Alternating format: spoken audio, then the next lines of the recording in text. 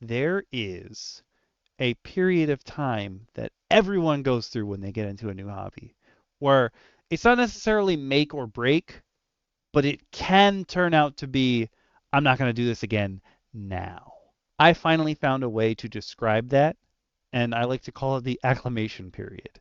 There is definitely an acclimation period to TTRPGs, especially if you've never done them before. And learning to gauge like how long that is and all the steps, all the stuff that comes with it can be hard, but it's something you're definitely going to figure out over time. And that's what we're going to talk about today. This very first inaugural episode of how do you even start DMing?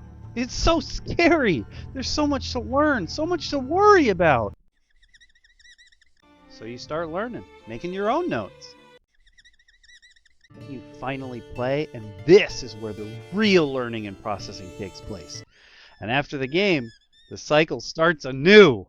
Since this is the very first episode of the series, this is delving into your DMs going forward, I just want to get one thing out of the way before I start really hitting other topics, and that is I will refer to the person running the game as the DM.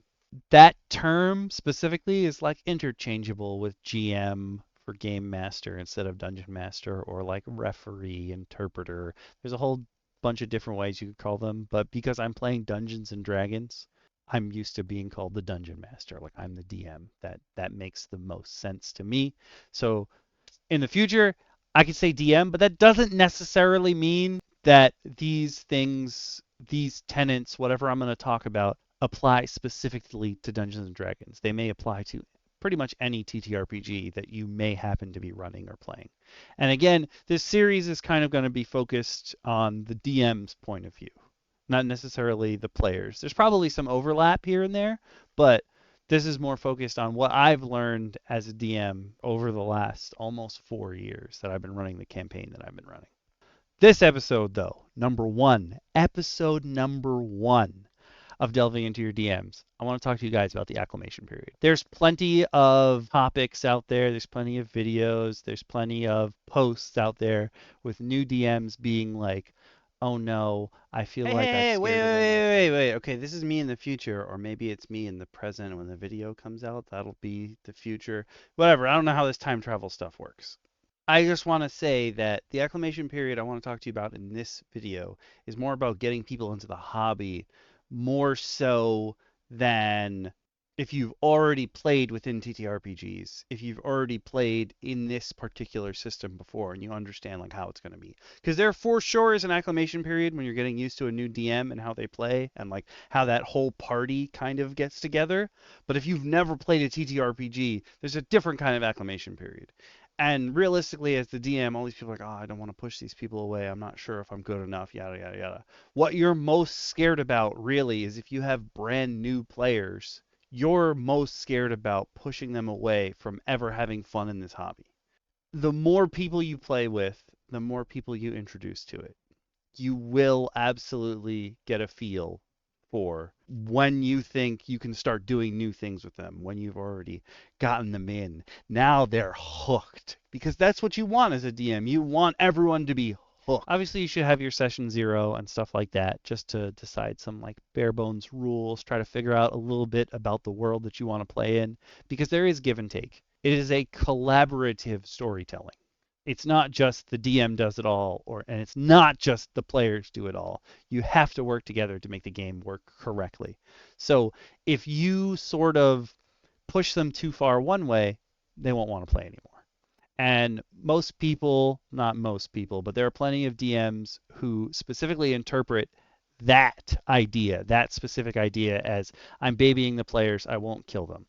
That's not necessarily what I'm talking about. It could be if they are very attached to what they've worked on with their character, that killing them will be the thing that pushes them away. But it's not necessarily always like you don't need to make them think that they can't die. You do want them to know that they can die, but you don't want to like shove it in their face that they had no agency about their death. So like that acclimation period is super important. And that's how you get people into the hobby for life. Like that's how you do it. You got to make sure their acclimation period is good. Obviously, learning someone's acclimation period, like learning when they've hit that note where they're like, oh, TTRPGs are great, is different for every player. That's the hard part.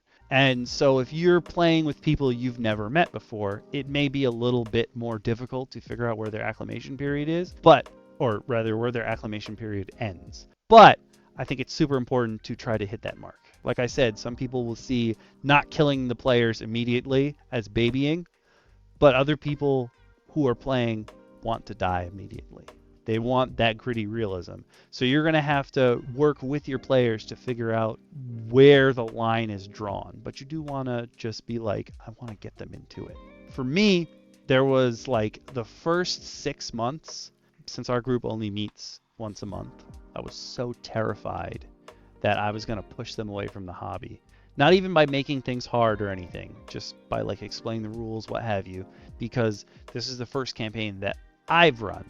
With me, the first time I played a TTRPG, my particular, like the thing that ended my acclimation period was I'd never played TTRPGs before. I'd always wanted to, but I never really had a chance. So when Teth and Blaze, he was the first person who ran a campaign for me. I mean, there were obviously other people in the party, but like I was in that game. He was my first DM. And he wasn't playing, he played like a mix of Scion and Pathfinder, sort of like mashed together. So it wasn't actually D&D, but I still call him the DM because that's the term I'm most used to. When he was running his game, we were like a session in or so, and at one point my character had ice spells. Like I had a cold touch ability, and we were trying to solve a puzzle. And for the first time, I was like, wait a minute. My spell only says I can do this. Like it's built for combat. It can do this. And I legitimately, we were playing on, I believe it was Roll20 at the time. And we all had our cameras on. And I raised my hand. And Teth was like, yeah. And I was like, okay. We need to get through this grate. It was like a sewer grate or like a drainage grate. And I was like, we need to get through this grate. So it's probably wet. If we can't lockpick it, I think someone had tried to find a lockpick and someone had tried to jimmy it. I was like, okay, hear me out. I know my ability says yada, yada, yada. I got that. But what if I used my cold touch to freeze the bars on the gate? And then someone stronger than me, bigger and stronger. So I'm pretty sure it was Kenbei at the time. Kenbei, who has been on YouTube forever. He was also in that game. He was playing a Dragonborn, and I'm pretty sure he was the muscle of the group. So I was like, what if I freeze the bars on the grate, and then Kenbei comes in and like smashes them down? Is that a thing I can do? And Teth was like, yeah, you want to try it? Go for it. Give it a try.